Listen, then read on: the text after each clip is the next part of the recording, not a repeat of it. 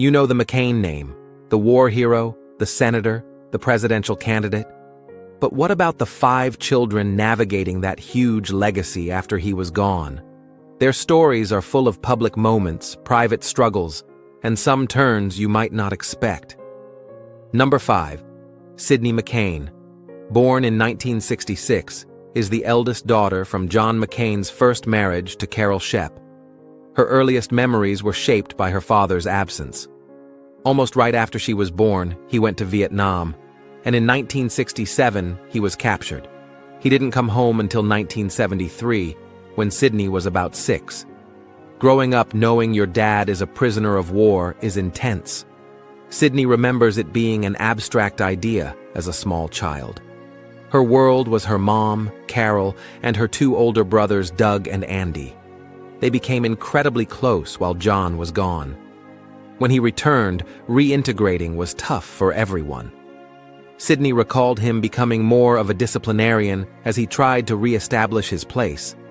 As she got older, Sydney pursued her own path, not following her dad into politics or the military. She studied communications and built a career in the music industry, working for record labels. She deliberately kept her famous connection quiet early on, wanting to succeed on her own terms. A major challenge came in 1980 when her parents divorced.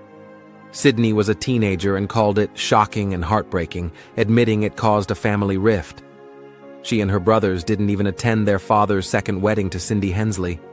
Healing took time, but relationships evolved. Sydney later acknowledged the love between her father and Cindy, and developed relationships with her stepmother and 4 half-siblings, Meghan, Jack, Jimmy, and Bridget. She supported her father's political career, admiring his respectful 2008 concession speech and his bipartisan spirit. She believed his true legacy was his honesty and his children. While cherishing personal memories like crabbing trips, she acknowledged their relationship wasn't always easy, wishing they'd had more time together. Today, Sydney lives a relatively private life, having carved her own identity away from the political storm. Number 4. Meghan McCain, born in 1984, is the eldest child of John and Cindy McCain and perhaps the most public figure among the siblings. Unlike her older half-sister, Meghan embraced the spotlight, building a career as a TV personality, author, and columnist known for her outspoken views. Her journey started during her dad's 2008 campaign with her popular blog, McCain Bloggette. This led to writing gigs and TV appearances, first on MSNBC, then Fox News, where she co-hosted Outnumbered. Her most prominent role was as the conservative voice on ABC's The View from 2017 to 2021. Her tenure was marked by fiery debates and controversy. She eventually left, calling the environment toxic. Meghan has written several books, including a children's book about her dad, a campaign memoir, Dirty Sexy Politics, and her 2022 memoir, Bad Republican, which explored her evolving political identity, her father's death, motherhood, and her time on The View. Her relationship with her father was incredibly close. He encouraged her career, even convincing her to take the job at The View. His death in 2018 profoundly impacted her. Her eulogy for him included pointed criticism of Donald Trump, who had frequently clashed with her father. Meghan remains a registered Republican, but is often critical of the party's direction under Trump, positioning herself as a principled conservative like her dad. Married to writer Ben Domenech, she's a mother to 2 daughters, Liberty and Clover.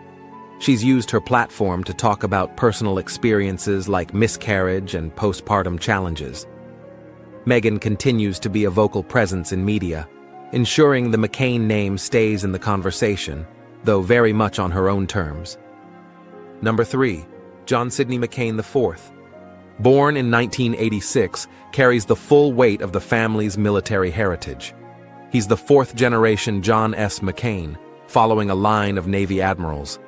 Jack felt the unspoken expectation to serve and followed the path, graduating from the U.S. Naval Academy in 2009, receiving his diploma from President Obama. He didn't just follow tradition, he deepened it, earning a master's in security studies from Georgetown. In the Navy, he became a helicopter pilot, deploying across the globe to the Pacific, Persian Gulf, and Afghanistan. His deployment to Afghanistan in 2018, while his father was battling cancer back home, highlighted his dedication to duty. Jack also served as an instructor at the Naval Academy. He married Renee Swift McCain, an Air Force Reserve captain, continuing the theme of service in his own family. They have a son, John Sidney McCain V, Mac, the fifth generation with that name. Jack has shown his father's independent streak too, forcefully defending his interracial marriage against racist online attacks in 2016. He embodies the continuation of the McCain military tradition while defining his own contributions through service and principle. Number 2. James Jimmy McCain, born in 1988, took the family commitment to service down a different, intense path, culminating in a surprising political shift. At just 17, he enlisted, not in the Navy, but in the Marine Corps. As an infantry rifleman, he deployed to Iraq during the dangerous 2007 surge. After 4 years in the Marines, he earned degrees from Arizona State and Trinity College Dublin, History MA. But service called again. He joined the Arizona Army National Guard, deployed to Afghanistan as an infantry squad leader, and later commissioned as an Army intelligence officer. By 2024, he'd served 17 years across 2 branches, reaching the rank of first lieutenant. His last deployment was to Tower 22 on the Jordan-Syria border, a place marked by tragedy shortly before his arrival. While keeping a lower personal profile, married to Holly, father to son Luke, Jimmy made headlines in 2024. He announced he'd left the Republican Party in 2016 and had now officially registered as a Democrat. He strongly endorsed Kamala Harris for president. His reasons were deeply personal.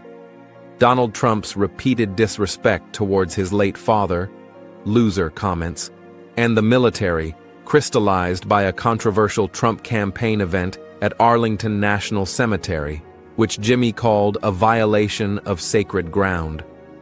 He invoked his father's "Country First" slogan, arguing that true patriotism sometimes means breaking with party, especially when core values of respect and sacrifice are undermined. His move, as a McCain combat veteran, sent ripples through the political landscape, showing a dramatic reinterpretation of his family's legacy for a new era. Number 1.